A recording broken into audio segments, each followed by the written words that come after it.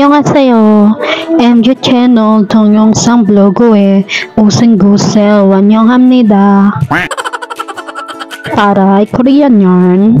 Akala mo talaga marunong siya mag-Korean no? Translate lang naman niya sa Google. Oh well, the important is napapractice ko ang Korean speech ko, o diba? Kahit na boses pala ako, charing. Anyways, I'm enjoying creating content about our so simple life. So, when I feel too lazy to write this story, nag-film na lang ako ng vlog ko na i-upload sa aking YouTube. Bukod kasi sa pagsusulat, habit ko rin talaga mag-edit ng video kahit na I'm not professional yet. Pero lahat naman talaga ay napag-aaralan. So, hopefully, someday maging maganda din ang aking mga videos and maging creative din. I'm manifesting that. Sa ngayon, tiyaga lang muna tayo sa kung ano ang kaya natin. This is a glimpse into a day of our family and our little tiny home. Nothing special as usual, unlike na ibang vlog na nagluluto sila sa mga content nila or naglilinis.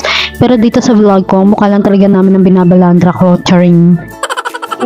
Nang mga time na yan, dalawa pa lang kami ni mama ang nag-dinner.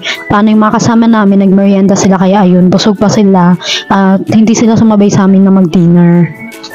Then ayan, after doing our evening routine, time to relax naman kami kapag nakahiga na ayan, nanonood sila ng Encantadia. Pero ako tinatamad na ako manood ng mga teleserye. Isa na lang ang nabang ko yung Maka Love stream every Saturday. Sana kasi ginawa na lang yung weekdays eh. Bago pala humiga, syempre maglalatag muna ng banig. At wag kayo, so expensive na mga pambanig namin. Wala niyan dito sa Pilipinas, joke. May foam naman talaga kami pero nabasa nung umulan ng malakas tapos pinasok ng tubig ang bahay namin. Kaya talaga kapag umuulan ng malakas kabado na kami yan at napapasabi na sana wag bahain ng bahay namin. Minsan kasi kasarapan ng tulog namin basta umulan ng malakas, pinapasok ng tubig ang bahay namin at nagdidimas talaga kami kahit hating gabi. Wio. Kaya ayan, tiis-tiis muna tayo sa karton. Bale, hindi naman natin masasabi ang panahon. Who knows, someday magkaroon naman kami ng malaki at malambot na kama. O diba, nangarap pa nga ang person. Well, nothing impossible naman kay God. So, pray lang tayo ng pray.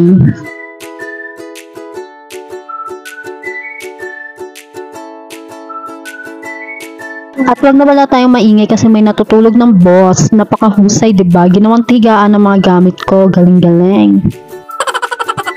Nabisi lang ako sa pag-outline ng story ko. Pagtingin ko, ayan, tulog na magaling na pusa. Buti ng talaga cutie patuti siya. And ayan, natapos na ako mag-outline ng isang chapter. Bukas naman ulit. Napapagod na ako mag-revise ng paulit-ulit sa story sinusulat ko.